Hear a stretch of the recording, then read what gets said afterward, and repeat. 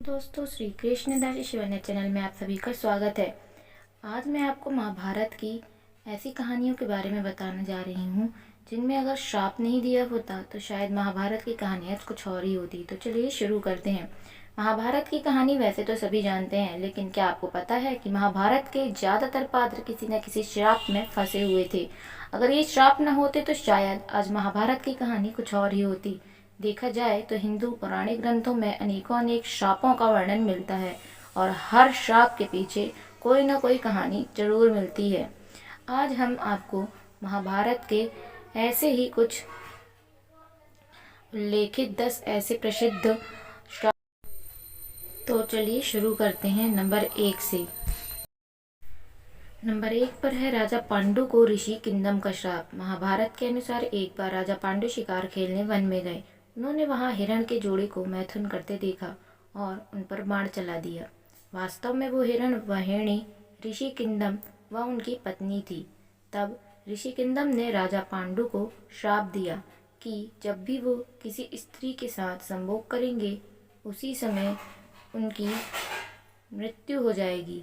इसी श्राप के चलते जब राजा पांडु अपनी पत्नी माद्री के साथ संभोग कर रहे थे समय उनकी मृत्यु हो गई। दूसरे नंबर पे है यमराज को मांडव्य ऋषि का श्राप। महाभारत के अनुसार मांडव्य नाम के एक ऋषि थे। राजा ने भूलवश उन्हें चोरी का दोषी मानकर सूली पर चढ़ाने की सजा दी। सूली पर कुछ दिनों तक चढ़े रहने के बाद भी जब उनके प्राण नहीं निकले तो राजा को अपनी गलती का एहसास हुआ और उन्होंने ऋषि मांडव्य से क्षमा मांगकर उन्हें छोड़ दिया। तब ऋषि यमराज के पास पहुंचे और उनसे पूछा कि मैंने अपने जीवन में ऐसा कौन सा अपराध किया था कि मुझे इस प्रकार झूठे आरोप की सजा मिली। तब यमराज ने बताया कि जब आप 12 वर्ष के थे तब आपने एक पतंगी के पूंछ में सीख चुभाई थी। उसी के फलस्वरूप आपको यह कष्ट सहना पड़ा। तब ऋषि मांडव्य ने यमराज से कहा कि 12 वर्ष की उम्र में किसी को भी धर्म और अधर्म का ज्ञान नहीं होता। तुमने छोटे से अपराध का बड़ा दंड दिया है मुझे, इसलिए मैं तुम्हें श्राप देता हूँ कि तुम शूद्र योनि में एक दासी पुत्र के रूप में जन्म लेना पड़ेगा। ऋषि मांडव्य के इसी श्राप के कारण यमराज ने महात्मा विदुर के रूप में जन्म लिया और अपना जीवन व्यतीत किया। तो दोस्तों, तीसरे नंबर पर है कद्रु का अपने पुत्रों को श्राप। महाभारत के अनुसार ऋषि कश्यप की कद्रुया और विनिता नाम की 2 पत्नियां थीं। कद्रु सर्पों की माता थी व विनिता गरुड़ की। एक बार कद्रु व विनिता ने एक सफ़ेद रंग का घोड़ा देखा और शर्त लगाई। विनिता ने कहा कि ये घोड़ा पूरी तरह सफ़ेद है और कद्रु ने कहा कि ये घोड़ा तो सफ़ेद है लेकिन इसकी पूंछ काली है। कद्रु ने अपनी बात को सही साबित करने के लिए अपने सर्प पुत्रों से कहा कि तुम सभी सूक्ष्म रूप में जाकर घोड़े की पूंछ में चिपक जाओ जिससे उसकी पूंछ काली दिखाई दे और मैं अपनी शर्त जीत जाऊं। कुछ सर्पों ने कद्रु की बात नहीं मानी। तब कद्रु ने अपने पुत्रों को श्राप दिया कि तुम सभी जन्मजेय के सर्प यज्ञ में भस्म हो जाओ। दोस्तों, चौथे नंबर पे आती है उर्वशी का अर्जुन को श्राप की कहानी। महाभारत के युद्ध से पहले जब अर्जुन दिव्यास्त्र प्राप्त करने के लिए स्वर्ग गए तो वहां उर्वशी नाम की अप्सरा उन पर मोहित हो गई। अर्जुन ने उन्हें अपनी माता के समान बताया तो ये सुनकर क्रोधित उर्वशी ने अर्जुन को श्राप दे दिया कि तुम नपुंसक की भांति बात कर रहे हो, इसलिए तुम नपुंसक हो जाओगे। तुम्हें स्त्रियों में नर्तक बनकर रहना पड़ेगा। ये बात जब अर्जुन ने देवराज इंद्र को बताई तो उन्होंने कहा कि अज्ञातवास के दौरान यह श्राप तुम्हारी मदद करेगा और तुम्हें कोई पहचान नहीं सकेगा। तो दोस्तों, ये श्राप उनके लिए वरदान से कम नहीं था। दोस्तों, 5वें नंबर पे आता है परशुराम का कर्ण को श्राप। महाभारत के अनुसार सूर्यपुत्र कर्ण परशुराम के ही शिष्य थे। कर्ण ने परशुराम को अपना परिचय एक सूतरूप पुत्र के रूप में दिया था। एक बार जब परशुराम कर्ण की गोद में सिर रखकर सो रहे थे उसी समय कर्ण को एक भयंकर कीड़े ने काट लिया। गुरु की नींद में विघ्न न आए ये सोचकर कर्ण दर्द सहते रहे, लेकिन उन्होंने परशुराम को नींद से नहीं उठाया। नींद से उठने पर जब परशुराम ने ये देखा तो वे समझ गए कि कर्ण सूत पुत्र नहीं बल्कि एक क्षत्रिय हैं।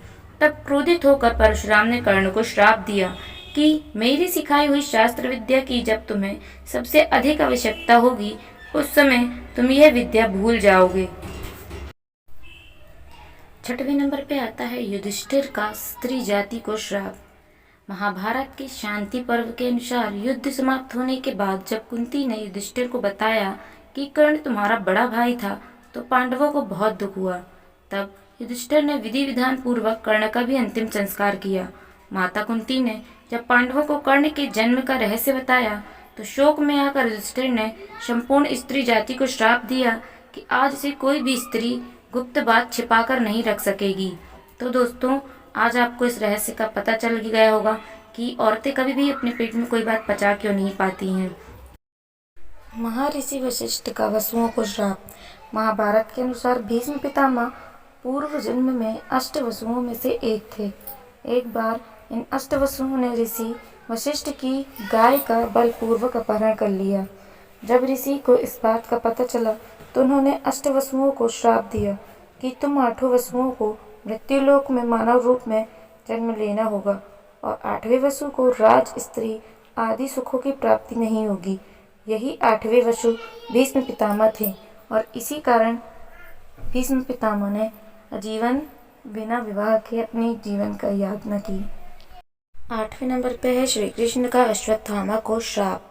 महाभारत युद्ध के अंत समय में जब अश्वत्थामा ने धोखे से पांडव पुत्रों का वध कर दिया तब पांडव भगवान श्री कृष्ण के साथ अश्वत्थामा का पीछा करते हुए महर्षि वेदव्यास के आश्रम तक पहुंच गए।